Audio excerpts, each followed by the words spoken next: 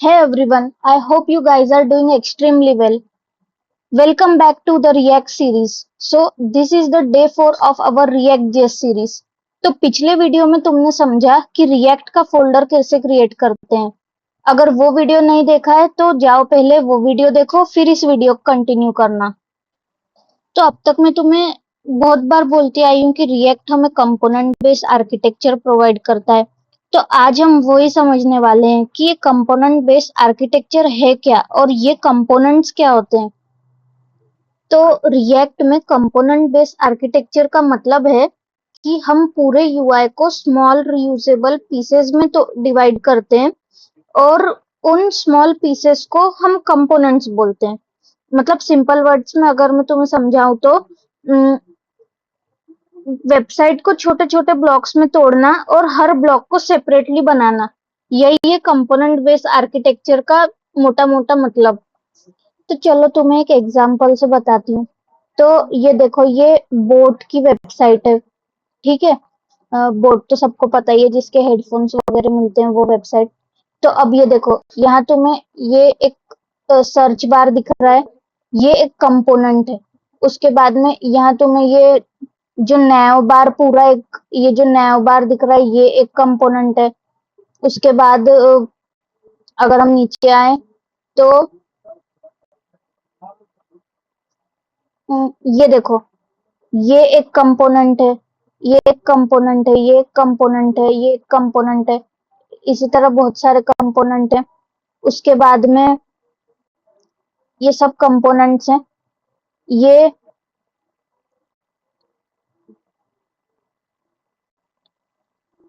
ये जो वीडियो तुम्हें चलती हुई दिख रही है ये वीडियो एक वीडियो कंपोनेंट है. ठीक है. उसके बाद में ये देखो, ये और वीडियो कंपोनेंट्स हैं. ये जो फुटर तुम्हें दिख रहा है ये एक कंपोनेंट है. ठीक है. तो यही है कंपोनेंट आर्किटेक्चर. मतलब ये जो पूरी वेबसाइट है, ये पूरी वेबसाइट एक बार में पूरी नहीं बनी है. ये छोटे छोटे कंपोनेंट्स को बिल्ड किया गया है और फिर ये वेबसाइट बनी है. ठीक है. अब ये एक यूजर वाला दिख रहा है, ये एक कंपोनेंट है. उसके बाद में ये कार्ट दिख रहा है, ये एक कंपोनेंट है. अ, ये जो मोअर का दिख रहा है ये एक कंपोनेंट है. कैटेगरीज ये एक कंपोनेंट है. इसमें छोटे छोटे कंपोनेंट्स बने हुए हैं. तो ये बेसिकली है हमारा कंपोनेंट बेस्ड आर्किटेक्चर. ठीक है. तो अब तुम्हें कैसे कंपोनेंट बेस्ड आर्किटेक्चर क्रिएट करना है, तो चलो तुम्हें समझाती हूँ कि कंपोनेंट तुम कैसे क्रिएट कर सकते हो. तो सबसे पहले तो हम ने जो मतलब हमें जो रिएक्ट का फोल्डर पहले बनाना रहता है वो हम पहले बना लेते हैं. तो उसके लिए कमांड चलानी होती है हमें, npm create with. ठीक है. प्रोजेक्ट का नाम दे देते हैं कुछ भी, जैसे 02 कंपोनेंट्स.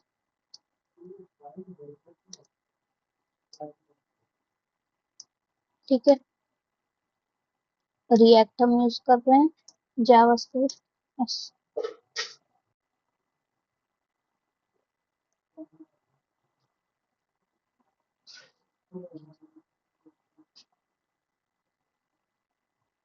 तो ये हमारा फोल्डर क्रिएट हो गया है और हमारा प्रोजेक्ट ये रन कर रहा है. इस पे जाके देखते हैं. ठीक है.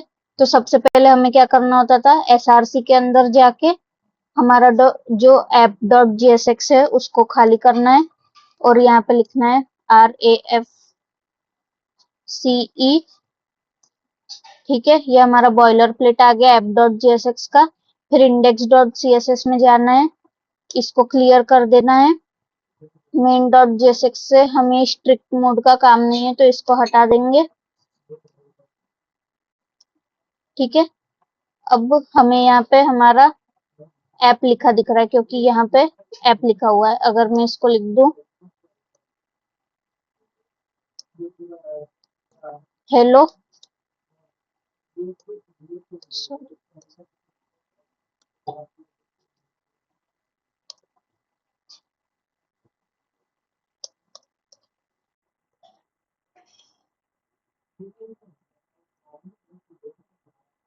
तो यहाँ तुम्हें हेलो प्रिंट होके मिल जाएगा।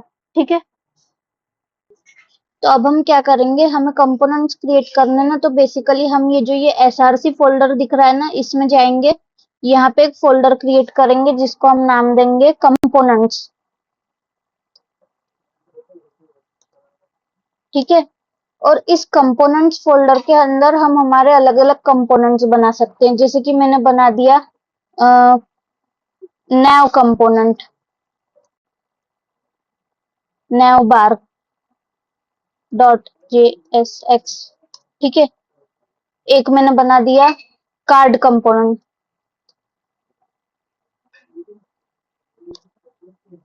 तो बेसिकली हम ये कंपोनेंट्स क्यों बनाते हैं, मतलब एक जैसे कार्ड हो गया, नैव बार एक्सेट्रा फाइल्स बना के हम उनको app.jsx जो है उसमें हम इंपोर्ट करेंगे, और जब कॉल करना है वहां पे, मतलब हम app.jsx में उनको कॉल कर देंगे। तो इसकी मदद से होता ये है कि जो कंपोनेंट्स में चेंज करना है हम इजीली उतना ही चेंज कर सकते हैं, मतलब पूरा का पूरा कोड अगर हम ये app.jsx में लिखेंगे तो बहुत मतलब मेसी कोड हो जाएगा। तो इसलिए हम बेसिकली ये जो छोटे छोटे कंपोनेंट्स है वो क्रिएट कर रहे हैं और उनको app.jsx में कॉल करेंगे। ठीक है, तो चलो अब मैं तुमको मतलब बेसिकली बताती हूँ कि कैसे मतलब हम रीयूजेबल कोड लिख सकते हैं। ठीक है, अब ये जैसे मेरा नैव बार वाला कंपोनेंट है, तो इसमें मैं मतलब पहले तो मेरा बेसिक बॉयलर प्लेट लिख देती हूँ। ठीक है, तो यहाँ पे ये जो app.jsx है इसका ये जो हेलो है इसको मिटाते हैं। ठीक है, अब यहाँ देखो, यहाँ पे ये नैव बार लिखा हुआ है। ठीक है, अब मैं ना मेरे जो ये नैव बार कंपोनेंट है इसको ये app.jsx में इंपोर्ट करती हूँ, मतलब बेसिकली कॉल करती हूँ। तो वो कैसे करेंगे हम, सिंपली नैव,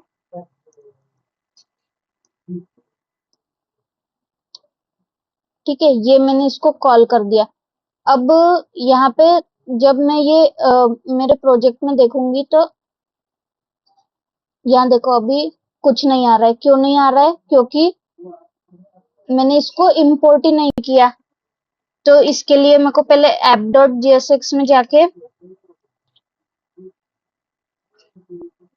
इसको मैंने कॉल नहीं किया ना, तो इसको मेरे को ये app.jsx में कॉल इंपोर्ट करना पड़ेगा। ठीक है, इंपोर्ट कहाँ से इंपोर्ट करेंगे, कंपोनेंट्स फोल्डर के अंदर हमारा नैव बार है, इसको हम किसी भी नाम से कॉल कर इंपोर्ट कर सकते हैं, क्योंकि ये जो नैव बार है ये देखो एक्सपोर्ट डिफॉल्ट था, पर ठीक है हम इसको नैव बार नाम से ही कॉल कर देते हैं, क्योंकि मतलब सही रहेगा समझने में। वैसे अगर तुम यहाँ पे कुछ भी नाम दो तो भी कोई दिक्कत की बात नहीं है, लेकिन ये मतलब सही प्रैक्टिस रहती है कि जो नाम है तो उसी से कॉल कर दिया। अब देखो यहाँ पे तुम्हें नैव बार दिखाई दे रहा है। ठीक है, तो अब मैं ये नैव बार में जाके जो भी कोड लिखूंगी वो मेरे को यहाँ पे दिखाई देगा, हम और इसको यहाँ पे कॉल कर चुके हैं। अब जैसे अगर मैंने यहाँ पे जैसे मैंने इसको यहाँ लिख दिया, this is my navigation component, तो यहाँ तुम्हें ये प्रिंट होके दिख जाएगा। ठीक है, अगर मैं मुझे इसे कोई स्टाइलिंग देनी होगी तो मैं वो भी दे सकती हूँ। तो स्टाइल हम कैसे देते थे, index.css में जाके, तो index.css में जाके इसका हम बेसिक बॉयलर प्लेट कोड लिखते हैं।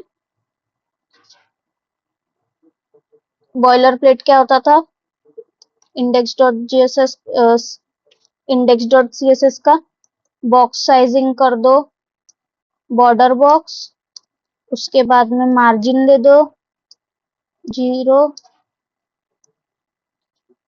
पैडिंग दे दो 0, उसके बाद में ये जो हमारा HTML और बॉडी है उसको कुछ हाइट दे दो, समझ लो 100%। देन बॉडी को हम कुछ स्टाइलिंग देते हैं, जैसे कि इसमें जो टेक्स्ट लिखा रहेगा, उसकी फॉन्ट फैमिली हम कर देते हैं ये कर देते हैं, ठीक है। उसके बाद इसकी कुछ हाइट दे देते हैं, मतलब जो टेक्स्ट लिखा रहेगा उसकी लाइन हाइट। फिर इसका कुछ बैकग्राउंड कलर दे देते हैं, जैसे कि ब्लैक दे देते हैं, ठीक है। और टेक्स्ट का जो कलर है वो समझ लो मैंने दे दिया FFF, मतलब कि वाइट, ठीक है। तो यहाँ देखो तुम्हें ये चेंज होके दिख गया। अब मेरे को ये जो नैनो बार वाला जो मैंने कंपोनेंट बनाया था ना, इसको कुछ स्टाइलिंग देनी है। तो उसके लिए पहले मेरे को इसको कोई क्लास देनी पड़ेगी, ठीक है। तो जो JSX होता है ना, उसमें हम ये क्लास नहीं लिखते, क्योंकि क्लास इसमें मतलब कीवर्ड की तरह ऐसे माना जाता है। तो हम इसके लिए क्लास नेम यहाँ पे हम यूज करते हैं। अब जैसे मैंने इसको क्लास नेम दे दिया नैव। अब मैं ये जो नैव क्लास नेम पे स्टाइलिंग करूंगी वो मेरे को यहाँ पे शो होगी। तो index.css में ही जाते हैं और यहाँ पे डॉट नैव, इसको कुछ बैकग्राउंड कलर दे दिया, जैसे कि लाइट ब्लू दे दिया, कुछ पैडिंग दे दी, for example 20 pixel. Then margin दे दी कुछ 5 पिक्सल, ठीक है। तो ये देखो, ये कलर थोड़ा मतलब टेक्स्ट के हिसाब से थोड़ा गंदा लग रहा है, थोड़ा डार्क कलर देते हैं।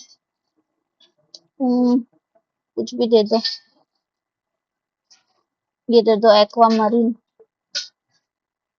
ये तो और भी गंदा लग रहा है, रेड दे देते हैं,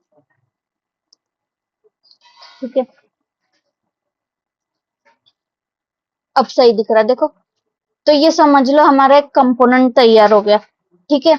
अब ये एक मैंने कार्ड कंपोनेंट और बनाया था, इसको भी कुछ मतलब हम अ, इसमें भी कुछ लिखते हैं, ठीक है।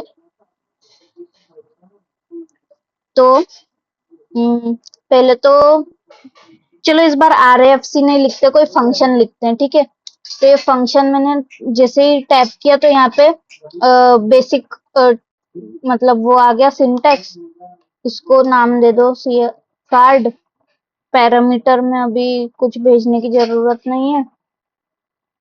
देन यहाँ से हम जो भी रिटर्न करेंगे ना, वो ही हमें UI पे दिखेगा, ठीक है। तो यहाँ पे एक div क्रिएट करते हैं, ठीक है। उसके अंदर समझ लो आ, हम एक H1 हेडिंग क्रिएट करते हैं। इस हेडिंग में समझ लिख दिया जैसे मैंने लेट्स ग्रो, और कुछ जैसे मैंने पैराग्राफ लिख दिया।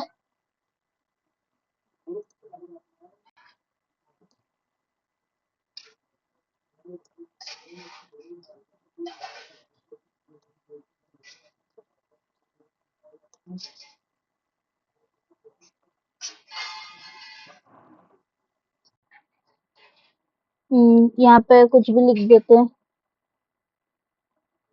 लोरम लोरम 20, ठीक है। तो अब यहाँ पे मेरे को ये दिख क्यों नहीं रहा है, क्योंकि app.jsx में हमने इसको कॉल भी नहीं किया और इंपोर्ट भी नहीं किया। तो यहाँ पे कॉल करते हैं,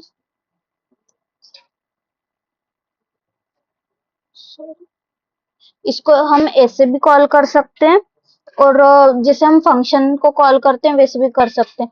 तो यहाँ पे कॉल किया तो इंपोर्ट भी करना पड़ेगा।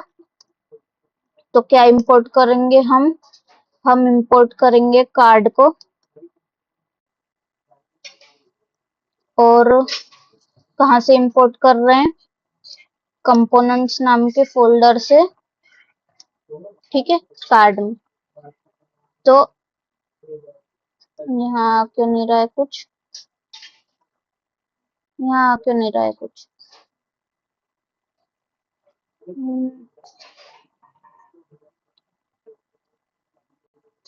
अरे क्योंकि मैंने इसको यहाँ से एक्सपोर्ट ही नहीं किया ना, तो एक्सपोर्ट डिफॉल्ट, इसको एक्सपोर्ट कर दिया। अब ये शो होगा, देखो, देखा। अब इसको भी कुछ स्टाइलिंग देते हैं, ठीक है। तो इसको स्टाइलिंग कैसे देंगे? सबसे पहले तो हमको हमें इसे कोई क्लास नेम देना पड़ेगा। तो क्लास नेम कुछ भी दे लो, कार्ड, ठीक है। क्लास नेम कार्ड दे दिया, और यहाँ index dot C S S में आएंगे,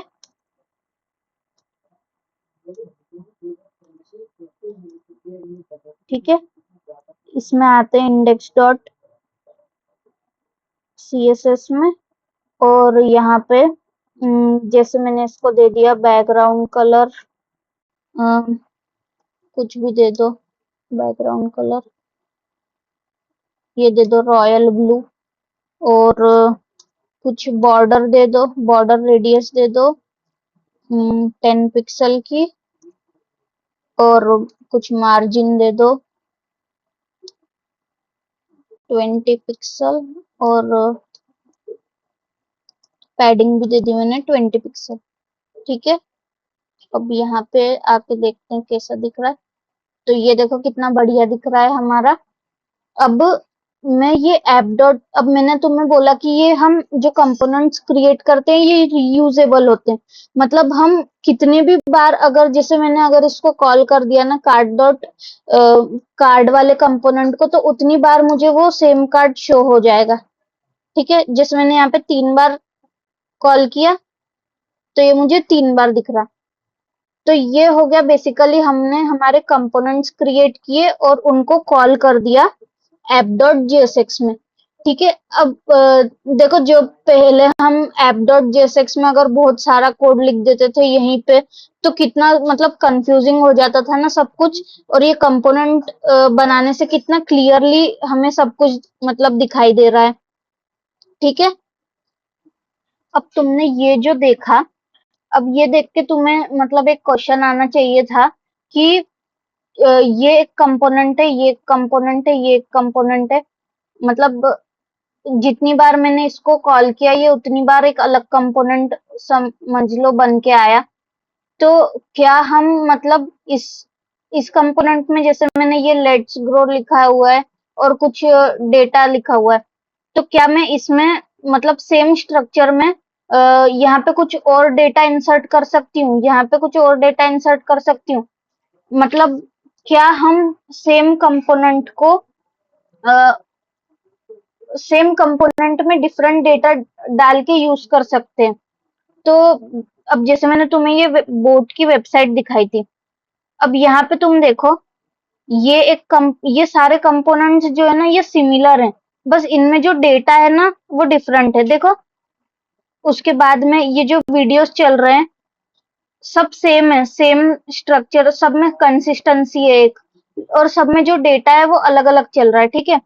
उसके बाद में ये देखो, ये इनका जो स्ट्रक्चर है वो सबका सेम है, बस यहाँ पे जो प्राइस है, ये जो नाम दिया हुआ है, ये जो इमेज दी हुई है, ये सब अलग अलग है। मतलब सेम स्ट्रक्चर, मतलब कंसिस्टेंसी है इनमें, और इनमें जो डेटा है वो अलग अलग है। तो क्या हम भी ऐसा कर सकते हैं? तो इसका आंसर है हाँ। और हम ये कर सकते हैं यूजिंग प्रॉप्स। ये भी एक रिएक्ट का कंसेप्ट है जिसमें हम क्या करते हैं, एक कंपोनेंट बनाते हैं और उस कंपोनेंट को यूज करते हैं बार बार डिफरेंट डेटा डाल के। मतलब इस कंसेप्ट को हम प्रॉप्स ड्रिलिंग बोलते हैं। और अब जैसे कार्ड्स हमने मल्टीपल बना लिए, बट हमें उनमें डेटा अलग अलग चाहिए, तो हम क्या कर सकते हैं, प्रॉप्स का यूज कर सकते हैं। तो प्रॉप्स बेसिकली क्या है, props are used to pass data from one component to another component, ठीक है। अब जो डेटा है वो हम पास कैसे करते हैं, वो हम डेटा को पास करते हैं यूजिंग पेरेंट टू चाइल्ड, मतलब कि टॉप टू बॉटम समझ लो। तो मतलब जो पेरेंट कंपोनेंट है, अब ये समझ लो कि ये जो ऐप डॉट जीएसएक्स है ना, ये डेटा भेजेगा जैसे कार्ड डॉट जीएसएक्स को, और यहाँ पे डिफरेंट डेटा शो होगा। ये जो कार्ड डॉट जीएसएक्स है, ये ऐप डॉट जीएसएक्स को डेटा नहीं भेज सकता। ये जो ऐप डॉट जीएसएक्स है, ये कार्ड डॉट जीएसएक्स को डेटा भेज सकता है। से वो हम अगले वीडियो में समझेंगे। इस वीडियो में इतना ही रखते हैं, नहीं तो वीडियो की लेंथ ज्यादा बड़ी हो जाएगी। तो अगले वीडियो में हम समझेंगे कि प्रॉप्स क्या हैं और उनके थ्रू मतलब हम ये सेम कंपोनेंट में डिफरेंट डेटा कैसे डाल सकते हैं, ठीक है। तो इस वीडियो में इतना ही। Thanks for watching. बने रहिए हमारे साथ इस रिएक्ट जीएस की सीरीज में। आगे और भी अच्छे अच्छे कंसेप्ट्स आने वाले हैं। तो मिलते हैं नेक्स्ट वीडियो में। Till then keep learning and thanks for watching.